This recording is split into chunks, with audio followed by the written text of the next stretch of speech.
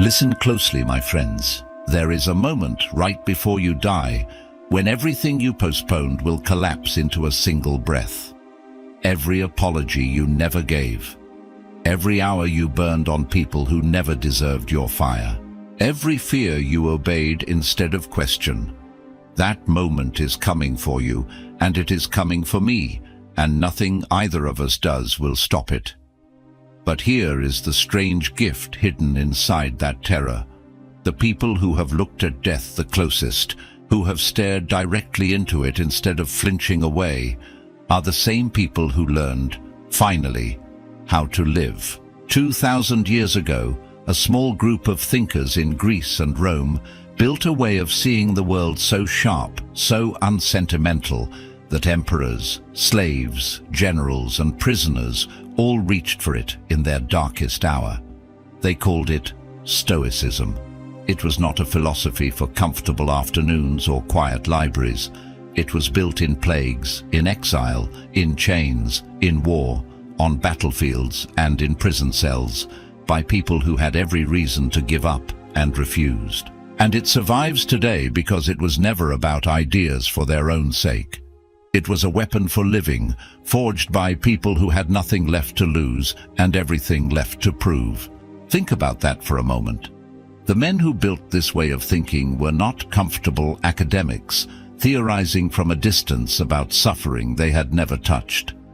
One had been a slave whose leg was broken by his own master. One buried nearly every child he ever had. One was exiled from everything he loved, twice, and rebuilt his life from nothing both times. They did not write about resilience because it sounded impressive. They wrote about it because it was the only thing standing between them and total collapse, and it worked. If you are watching this because something in your life feels unbearable right now, a loss, a failure, a fear you cannot name, a version of yourself you no longer recognize in the mirror, you are exactly who this was written for. What follows are 10 lessons drawn from that ancient weapon, tested by people who had far less room for error than you do right now. They are not comfortable. Some of them will feel like a hand closing around your throat before it lets you breathe again. But if you let them in, if you actually let them change how you see your one and only life, you will walk away from this video a different person than the one who pressed play. Lesson 1. The rope that isn't yours to pull. Picture a lighthouse keeper standing on a cliff during the worst storm of the year. Ships are being thrown around like driftwood. Somewhere out there, sailors are screaming into wind that swallows every sound before it can travel more than a few feet. The keeper cannot calm the sea. He cannot reverse the wind. He cannot reach into the black water and pull a single one of those drowning men out with his bare hands. All he can do, the only thing he has ever been able to do, is keep his light burning steady, so that whoever survives the night has something fixed and reliable to steer toward. Most people spend their entire lives trying to control the storm instead of tending their own light. They rage at traffic that does not know or care that they exist. They replay arguments with people who have already forgotten the conversation entirely. They lie awake at 3 in the morning, rewriting a past that will not be rewritten no matter how many times they run the tape. Epictetus, a man who spent years in chains before he ever spent a single day free, built his entire teaching on one brutal, clarifying distinction. Some things are within your power, and everything else is not. And confusing the two is the root of nearly every unnecessary suffering you have ever felt in your life. Your reputation is not yours. Other people's opinions of you are not yours. The outcome of your effort, the result at the end of the road, is not yours either. What is yours is smaller than you think and infinitely more powerful than you realize. Your judgments, your choices, your effort in this exact moment right now as you listen to this sentence. That is the whole territory you actually govern, and it is enough, because it was always the only thing that was ever going to determine whether you suffered or whether you rose above it. Think about how much of your day gets swallowed by things you cannot touch. The comment section under a post you should have never read. The promotion someone else got for reasons that had nothing to do with your worth. The weather on the one day you needed sun. None of it moves an inch, no matter how hard you grip it, and every second spent gripping it is a second stolen from the light you were actually put here to keep burning for someone who needs to see it. This is not resignation, and it is not giving up, no matter how much it might sound that way at first. It is the opposite. It is realizing that your energy is finite and precious, that you will never get today back once it has passed, and every ounce you spend on the uncontrollable is an ounce you cannot spend building the one thing that was always within your reach: yourself, your character, your response to whatever the world decides to throw next.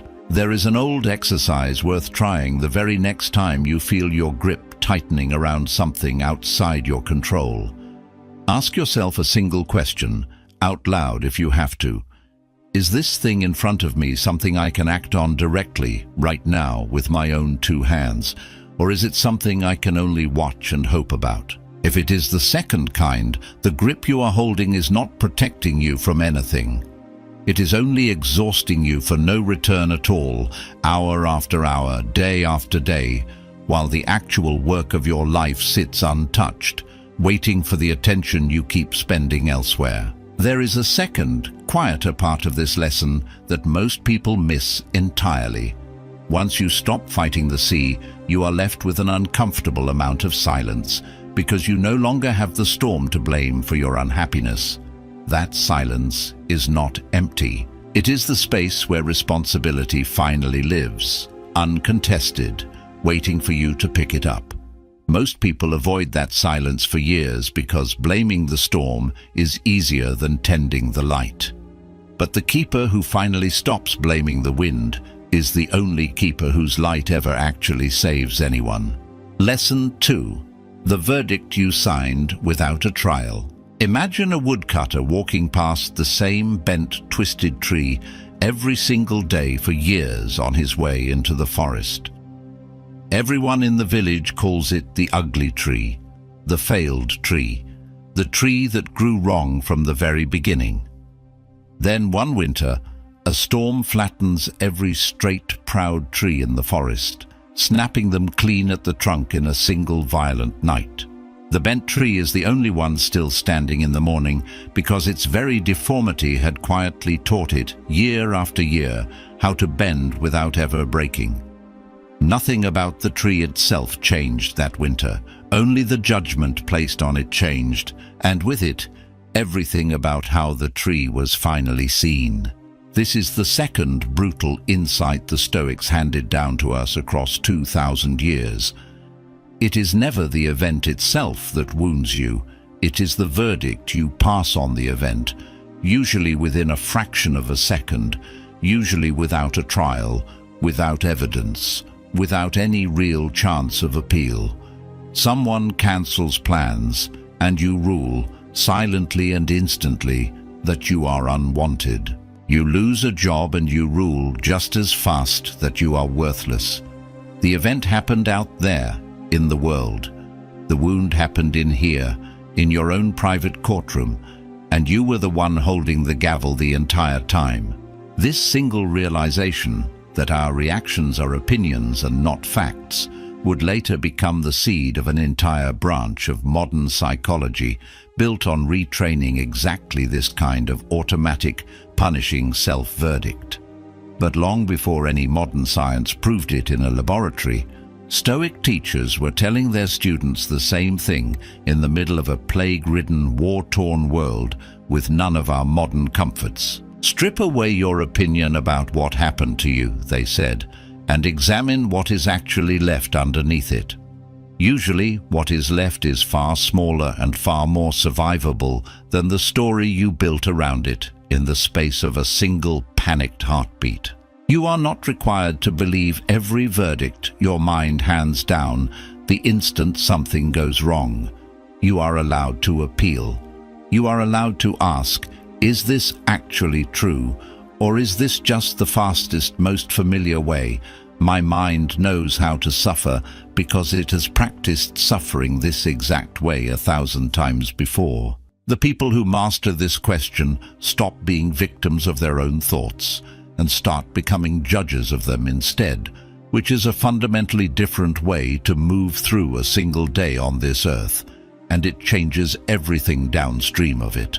Consider how differently the woodcutter would have felt walking past that tree for years if he had judged it correctly from the very first day, instead of only after the storm proved him wrong. The tree was never actually ugly. It was resilient the entire time, and the label the village gave it said far more about the village's narrow definition of beauty than it ever said about the tree. The same is almost certainly true of some verdict you passed on yourself years ago, a verdict you have never once thought to appeal. Try this the next time something wounds you. Today, this week, the next time life catches you off guard.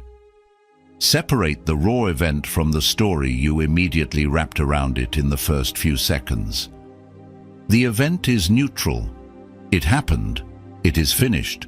It cannot be changed, no matter how much energy you spend wishing it otherwise. The story is yours, freshly written in real time, and stories, unlike events, can always be rewritten with a steadier hand. Consider how much of your own personal history has been shaped not by what actually happened to you, but by the earliest verdict you happened to pass on it, sometimes as a child too young to appeal any ruling at all.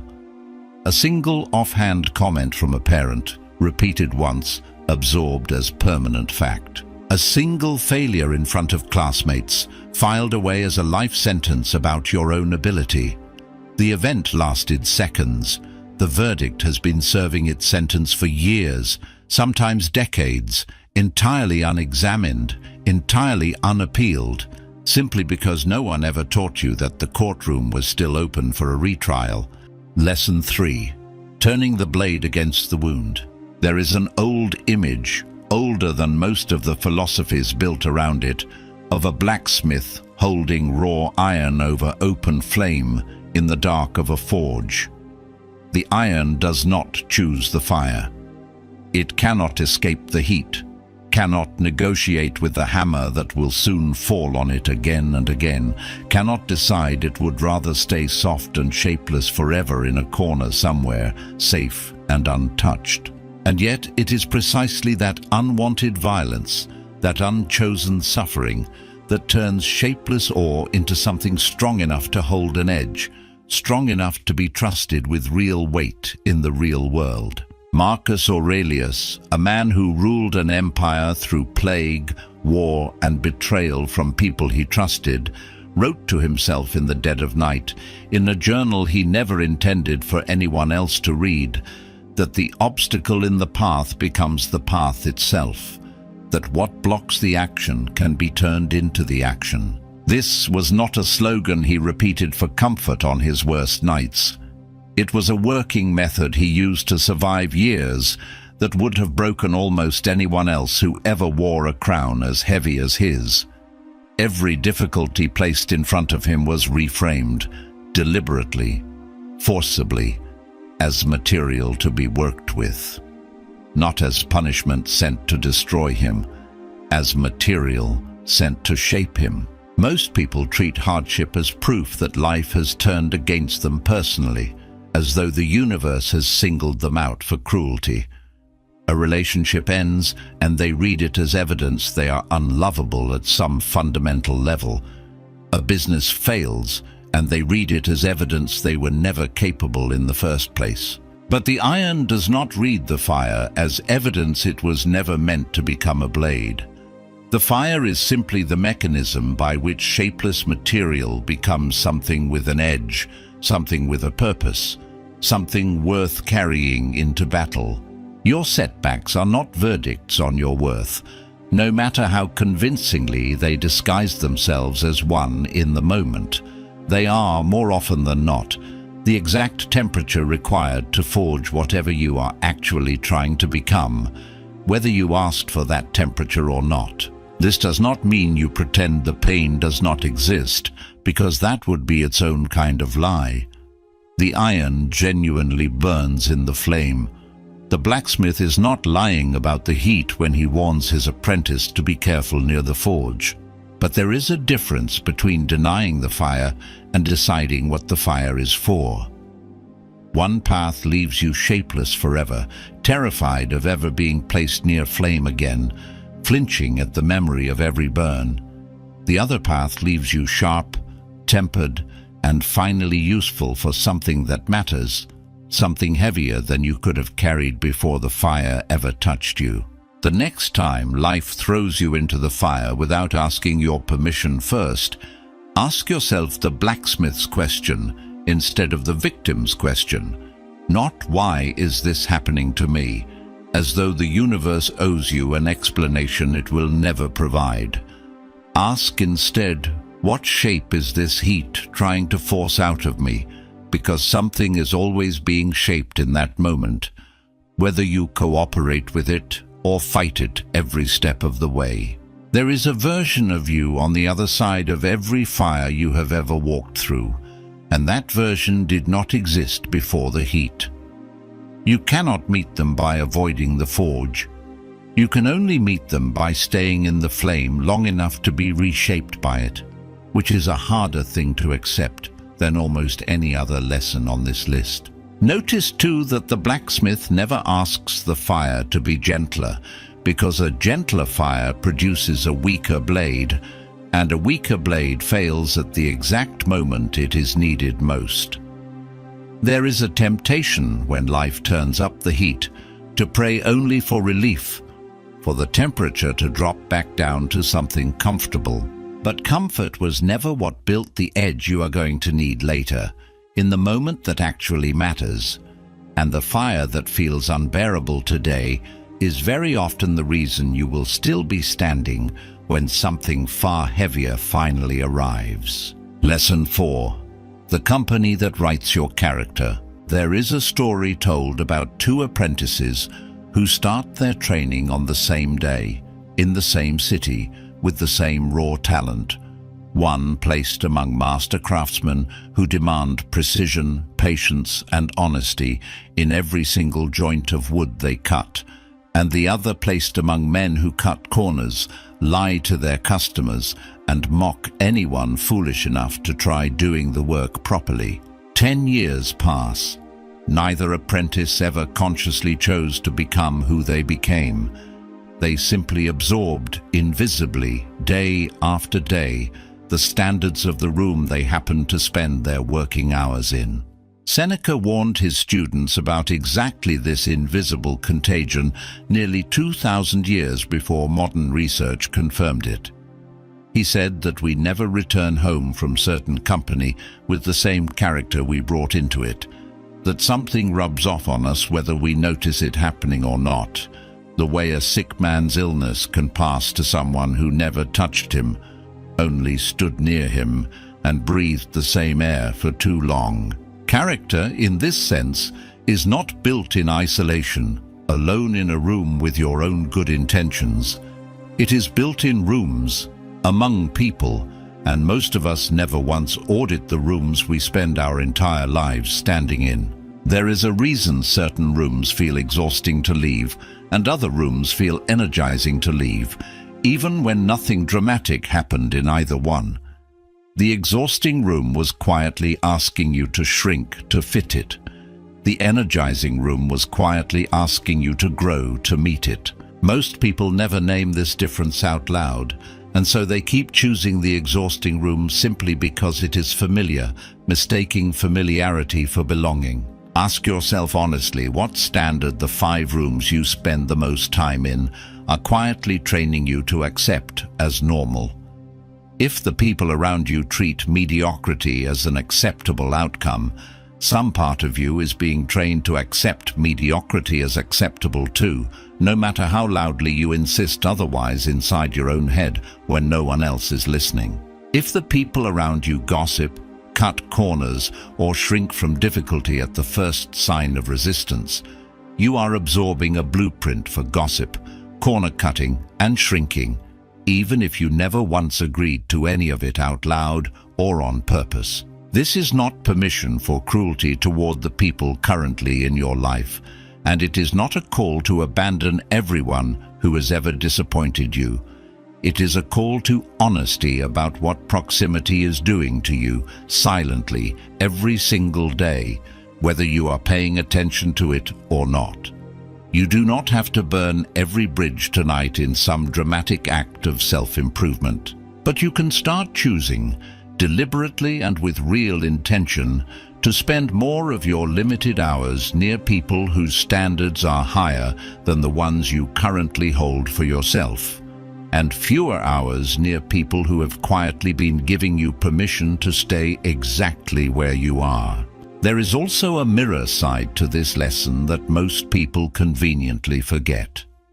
You are not only a passenger absorbing the standards of the rooms you enter, you are also, whether you like it or not, contributing your own standard to every room you walk into. Someone else's character is being written, in some small part, by the version of you they spend time around. That is not a burden meant to paralyze you with guilt. It is simply the other half of the same truth, and it means the choice to raise your own standard is never a purely selfish one. The rooms you stand in are writing your character, whether you are paying attention or not. And you are writing a line or two into every character standing near you as well. The only real choice available to any of us is whether we choose the rooms and the lines we contribute to them, on purpose instead of by accident. Lesson 5. Rising before your excuses due. There is a particular kind of farmer, the kind whose crops never fail even in a hard year of drought or flood, who wakes before the sun does, not because someone stands over him forcing it, but because he understands something most people never learn in their entire lives. The field does not care how tired he feels this morning. The weeds grow whether he slept well or not. The only variable he actually controls, the only lever available to him at all, is whether he shows up to meet the day before the day has already decided everything without him. Marcus Aurelius argued with himself about this exact struggle in the pages of his own private journal, the same journal he never intended anyone else to ever read. He wrote about the pull of the warm blanket, the temptation to stay curled beneath the covers instead of rising to do the work he was, in his own words, born to do as a human being with a finite number of mornings left. If the most powerful man in the known world had to argue himself out of bed on some mornings, you are not weak for feeling that same pull every single day. You are simply human, exactly the same as he was underneath the title and the crown. But notice carefully what he actually did with that pull, instead of simply losing to it. He did not indulge it, and he did not shame himself for feeling it either, because shame rarely gets anyone out of bed faster.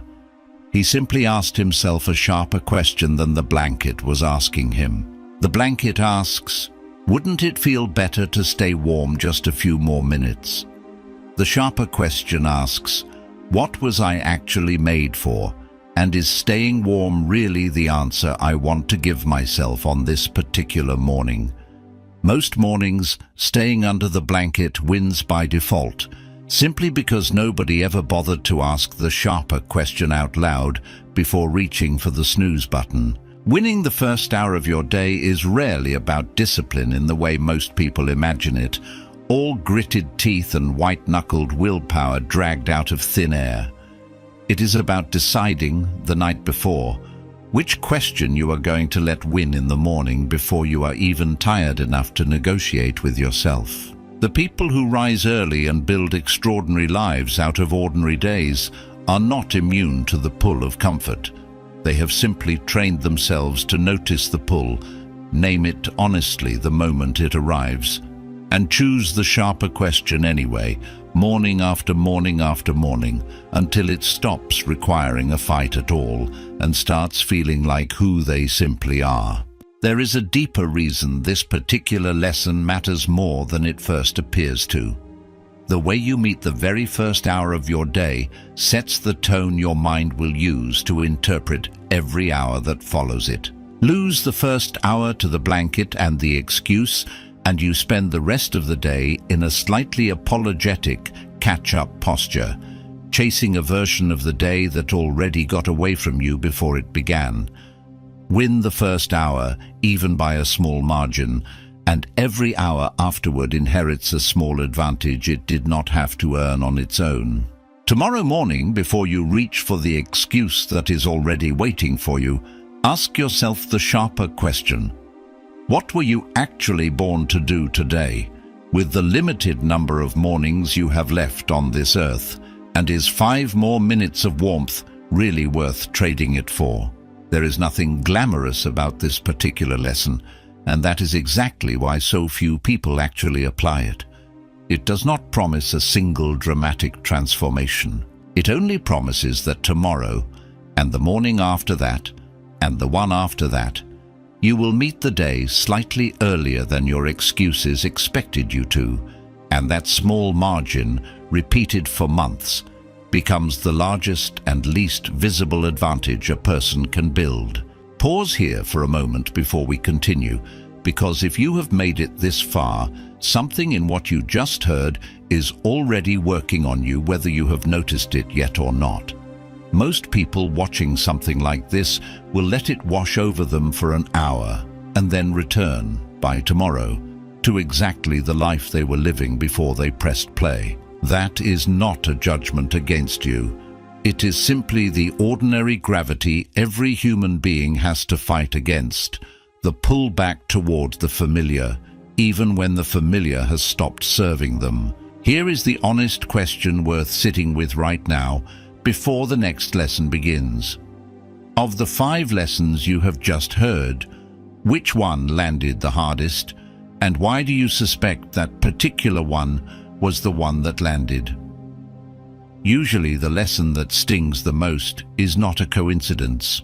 It is the one pointing directly at the exact place in your life where you have been quietly avoiding the truth for longer than you would like to admit, even to yourself in the privacy of your own thoughts. Lesson 6. Rehearsing the loss before it arrives.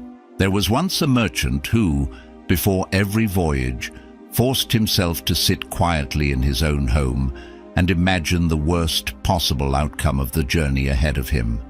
The storm that sinks the ship without warning. The cargo lost forever to the ocean floor.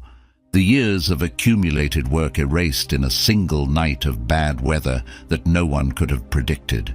His rivals thought him morbid, even cursed, for dwelling on disaster before it had any chance to happen. But when disaster eventually did strike, as it strikes everyone eventually no matter how carefully they plan, he was the only one among them who did not fall apart completely, because some part of him had already survived this exact loss 100 times over in the privacy of his own mind before it ever touched his real life. The Stoics practiced a version of this deliberately, sitting with the possibility of losing what they loved most, not to invite misfortune closer, but to strip fear of its single greatest weapon, the element of surprise. Seneca wrote that nothing should ever come as a surprise to a person who has properly prepared themselves, that we should send our minds ahead into every possible difficulty on the road, so that when difficulty actually arrives, we greet it as something rehearsed, rather than something that ambushes us from behind while our guard is down. Most people do the exact opposite of this. They avoid even the thought of loss, as though thinking about it might somehow summon it into being, and so when loss inevitably comes anyway, it arrives as a total stranger they have never once prepared themselves to meet. This is not pessimism, no matter how similar it might sound on the surface. A pessimist expects disaster and does nothing at all to prepare for it emotionally, simply waits helplessly to be crushed by whatever comes. This is closer to a soldier checking every single buckle on his armor before a battle. He sincerely hopes he will never actually have to fight. You do not check the buckles because you want the battle to come. You check them because if the battle comes anyway, despite every hope otherwise, you would rather meet it standing on solid ground than meet it caught completely off guard with your armor half fastened. There is a particular kind of freedom hidden inside this practice that is easy to overlook at first glance. Once you have honestly sat with the worst outcome and found that you are still standing inside that thought, something in you quietly relaxes for the first time in years. You stop spending your daily energy defending against a catastrophe you were secretly terrified even to name out loud. The catastrophe has already been named, examined, and survived in your imagination, and what remains is simply the ordinary work of living, unburdened by the weight of an unspoken fear. Try sitting just once this week with the honest thought of losing something you currently take completely for granted, whether it is your health, a relationship, or the life you have built. Not to torture yourself with worst-case scenarios on a loop. Simply to notice, with some genuine relief, that you are still standing even inside the thought of it, and that the version of you who survives that imagined loss is sturdier and steadier than the version of you who refuses to ever look at it directly. The people who fear loss the least are rarely the people who have lost the least in their lives. They are, almost without exception, the people who stopped pretending loss was avoidable and started preparing for it like the merchant, quietly, honestly, long before the storm ever actually reaches the harbor and takes anything from them at all. There is a strange side effect that shows up once you practice this regularly, one the merchant himself likely noticed but rarely spoke about. The things you have honestly rehearsed losing become, paradoxically, things you appreciate far more while you still have them. The sailor who has imagined the ship going down watches the sunrise from its deck differently than the sailor who has never once let himself consider it. Gratitude, real gratitude, does not usually arrive on its own. It arrives on the back of a clear-eyed look at how easily everything you currently hold could be taken from you tomorrow. Lesson 7. The applause you were never owed. There is an old street performer who for years built his entire sense of worth around the size of the crowd gathered to watch him each afternoon. On days the crowd was large and generous, he felt invincible, certain of his own talent and his place in the world. On days the street was empty and quiet, he felt like a fraud who had wasted his entire life on a talent nobody actually wanted to see. It took him until his final years to notice something devastating about the whole arrangement. His skill had never once changed based on the size of the crowd watching him.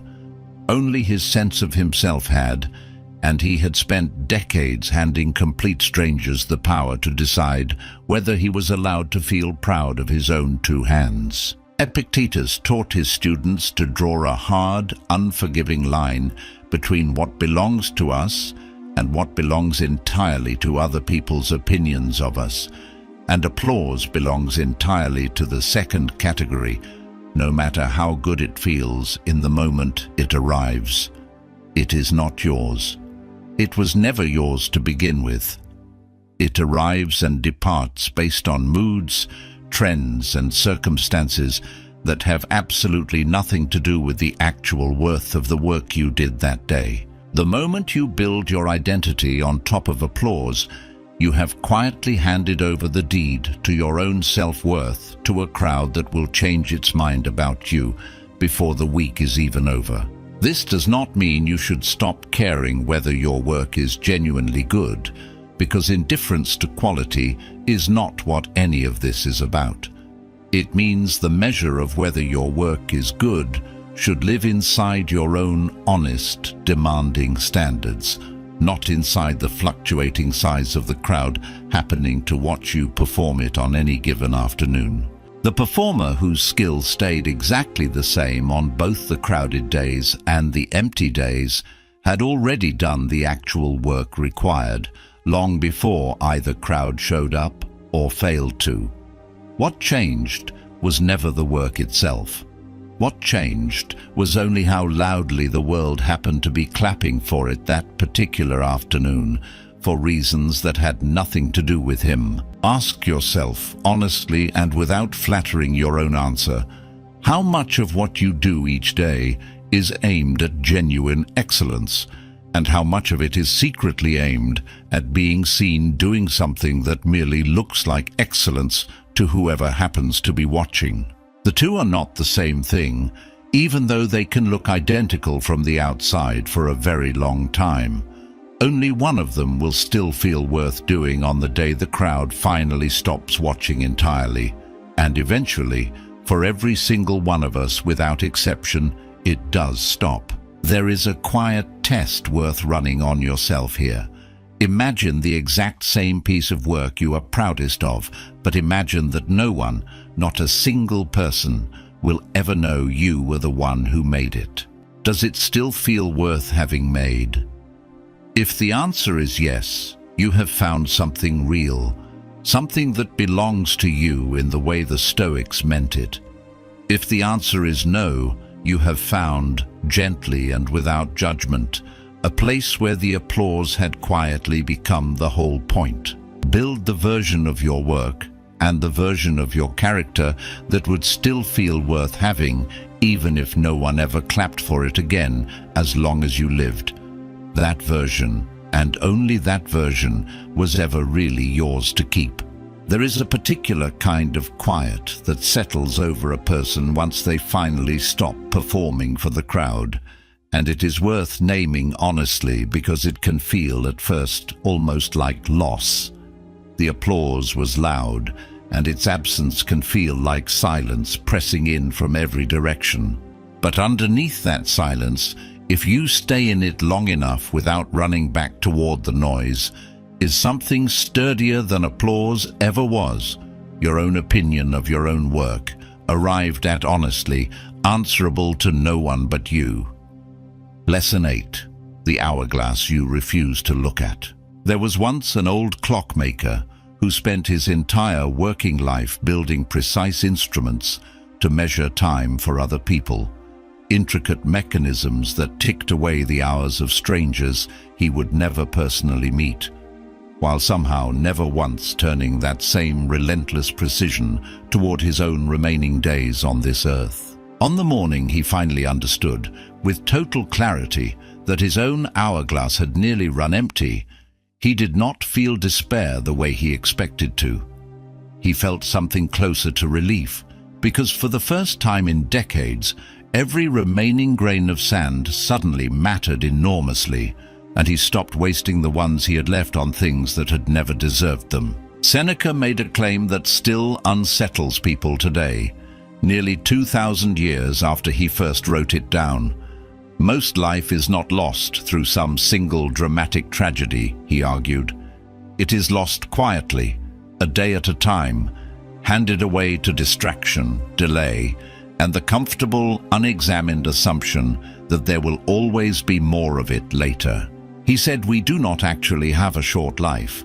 We simply waste a great deal of the one we were given, and the waste is so gradual, so invisible day to day, that most people never even notice the hourglass emptying until there is almost nothing left inside it to notice. Looking honestly at your own mortality is not the morbid exercise most people assume it must be from the outside. It is closer to what the clockmaker finally did in his final years, turning his precision instrument toward his own remaining time, instead of only ever measuring everyone else's. When you actually let yourself feel, for even a single honest minute, that your days are numbered and that number is entirely unknown to you, something remarkable happens almost immediately. The petty argument stops feeling worth having at all. The apology you have been withholding out of pride suddenly feels urgent. The work you have been postponing for some day suddenly demands, quietly but insistently, to be started today instead. This is not about becoming afraid of death or letting that fear paralyze the very life you are trying to protect. It is about using the plain fact of death as a filter for everything you do while you are still fortunate enough to be alive to do it. Would this argument matter to me on the final day of my life? Would this grudge I have been carrying for years? Would this fear that has quietly shaped so many of my decisions without my even noticing? Most of what currently feels enormous in your life shrinks almost instantly once it is placed next to the true, undeniable size of the hourglass. There is a particular kind of courage that only becomes available to you once you have looked honestly at your own mortality. A courage that has nothing to do with recklessness and everything to do with clarity. The clockmaker who finally looked at his own remaining time did not become reckless with the days he had left. He became precise with them in exactly the same way he had always been precise with the instruments he built for other people, finally applying his own craft to his own life. Look at your own remaining time honestly, just once this week, the way the clockmaker finally looked at his. Then spend what is left of it like someone who actually understood, at long last, that it was never unlimited to begin with, no matter how it felt on all those ordinary mornings when you assumed there would always be another one waiting for you. Lesson 9. The fortress that cannot be stormed. Picture an ancient walled city under siege, arrows raining down on the outer walls night after night for weeks, the enemy trying every possible method to break through before winter arrives. But somewhere deep inside that city, protected by wall after wall after wall, sits an inner chamber that no siege has ever managed to reach, a place the attackers cannot touch, no matter how long they camp outside the gates, because it was never built anywhere their weapons could actually reach in the first place, no matter how far they advance. The Stoics described something remarkably similar living inside every human being who has ever walked the earth, an inner citadel that external circumstances cannot actually storm unless we ourselves open the gate and let them in willingly. Insults, setbacks, cruelty, betrayal by people you trusted, all of it can hammer against the outer walls of your life relentlessly, day after day, and none of it can actually touch the innermost chamber. Your judgment, your character, your capacity to choose how you respond, unless you personally hand over the key to whoever happens to be attacking you that day. Most people live as though every insult, every setback, every unkind word from a stranger has already breached the inner chamber, has already reached the part of them that decides who they fundamentally are.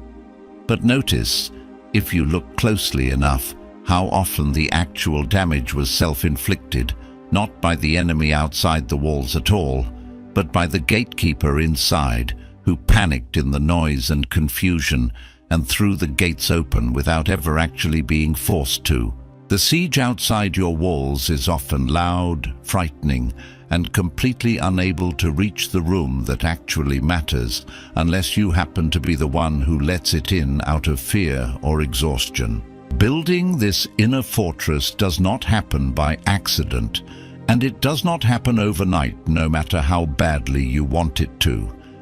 It is built the same way any real fortress is built, one deliberate stone at a time, through the small, unglamorous daily practice of noticing when you are about to hand over the key and choosing instead, in that exact moment, to hold on to it a little longer.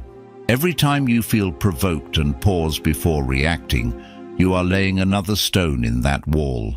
Every time an insult lands, and you notice it landing on the outer wall rather than sinking into the inner chamber, you are laying another stone whether you realize it or not. There is also a strange comfort in remembering that the siege itself was never personal in the way it feels in the heat of the moment. The wind does not hate the lighthouse. The arrows do not hate the wall they strike against. Most of what attacks your peace each day is simply the ordinary chaos of a world that was never built around your comfort in the first place. And once you stop taking the siege personally, it becomes far easier to hold the gate closed against it. The next time life lays siege to you, and it absolutely will, sooner than you think, remember that the walls were built to hold against exactly this. The only real danger was ever the gatekeeper opening them from the inside, and you, more than anyone else alive, are the only one who has ever held that particular key. It is worth remembering that no city stayed standing forever simply because its walls were strong on the first day. Walls crack, gates rust, watchmen grow careless after too many quiet years without incident. The inner fortress works the same way. It requires maintenance, not because the design was flawed, but because anything built to withstand pressure eventually needs the pressure checked and the stone repaired. The people whose composure seems unshakable are rarely people who built their fortress once and forgot about it. They are people who walk the walls daily, out of habit, long after the last siege ended. Lesson 10. The debt you were never asked to owe. There is an image worth holding in your mind for a long moment. A bird raised its entire life in a gilded cage, fed, sheltered, admired by everyone who walks past its cage and pauses to comment on how beautiful it is. And a second bird, wild, unowned, flying somewhere over open country with no guarantee of food and no cage protecting it from the coming weather. The caged bird has comfort, real and undeniable comfort, but has traded its entire existence for the approval and convenience of whoever happens to hold the key to its door. The wild bird has nothing guaranteed except the freedom to be exactly what it actually is, storm or no storm. So much of human suffering comes from living like the caged bird, quietly performing a version of yourself designed to please whoever happens to be watching in that particular moment, convinced somewhere deep down that your safety depends entirely on their approval. The Stoics insisted over and over again, in different words across different centuries and different empires, that you do not actually owe anyone that performance. You do not owe the world your compliance with expectations you never agreed to and never consciously chose for yourself. Freedom, real freedom, is not the absence of hardship, no matter how comfortable that definition might sound.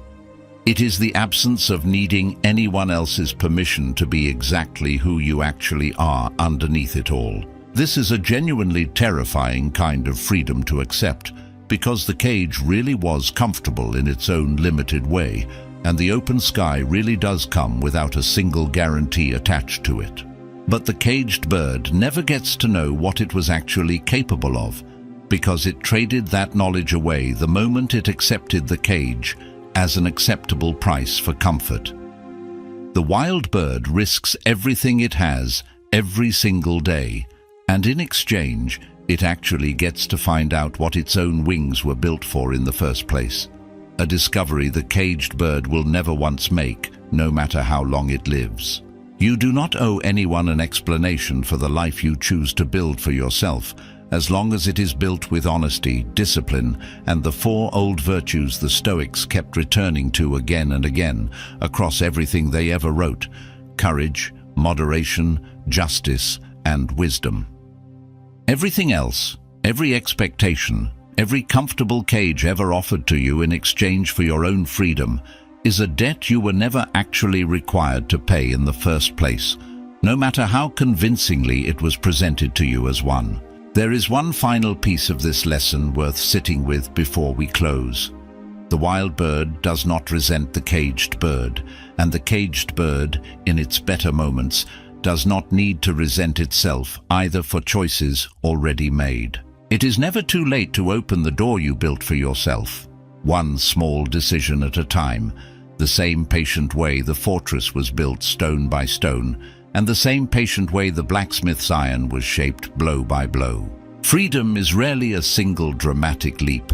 It is usually a door left open a little wider each day until eventually you simply walk through it without needing to decide to.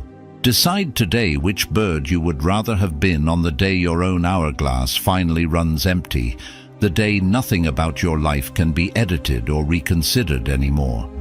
The one who stayed safe inside the cage everyone else admired from a comfortable distance, or the one who found out at whatever cost it demanded what it actually meant to fly on its own terms. Notice that no one ever builds a cage for you all at once.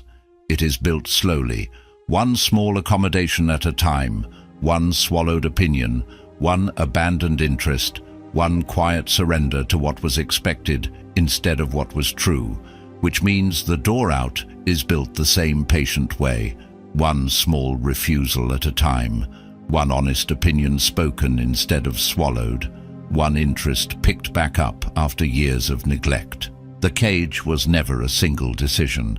Neither is the freedom waiting on the other side of it. 10 lessons, one single thread running quietly through every single one of them. You do not control the storm, the crowd, the siege, or the hourglass, and you never actually did, no matter how hard you gripped at any of them. You control the light you keep burning on the worst nights, the verdict you refuse to sign without a trial, the shape the fire forces out of you when you least expect it, the rooms you choose to stand in day after day, the question you let win each and every morning, the losses you rehearse honestly before they ever arrive uninvited, the work you would still do without a single person clapping for it, the honesty you finally bring to your own mortality, the gate you refuse to open from the inside, no matter how loud the siege becomes, and the cage you finally decide one day to leave behind for good. None of this is comfortable, and it was never supposed to be comfortable in the first place. Comfort was never what kept Marcus Aurelius ruling through plague and betrayal, or kept Seneca writing through repeated exile, or kept Epictetus teaching for decades after years spent in actual chains. What kept them going was the brutal, clarifying knowledge that their remaining days were limited and unowed to them by anyone, and that the only real failure available to any of us, in the end, is spending those limited days asleep inside a life we never actually chose for ourselves in the first place. You are going to die. So am I. Neither of us knows exactly when or how, or whether there will be any warning at all before it happens. But for however many mornings you actually have left on this earth, you now carry something most people spend their entire lives quietly avoiding: the plain knowledge that the storm was never yours to control, that the light was always yours to keep burning no matter how hard the wind blew against it, and that today, this exact ordinary day, is the only day you have ever actually been given to finally start doing it. If any part of this reached you, do not let it end the moment this video does and fade by tomorrow morning the way most things do. Subscribe and let the next lesson find you before life eventually forces you to learn it the hard way instead, in circumstances you would never have chosen for yourself.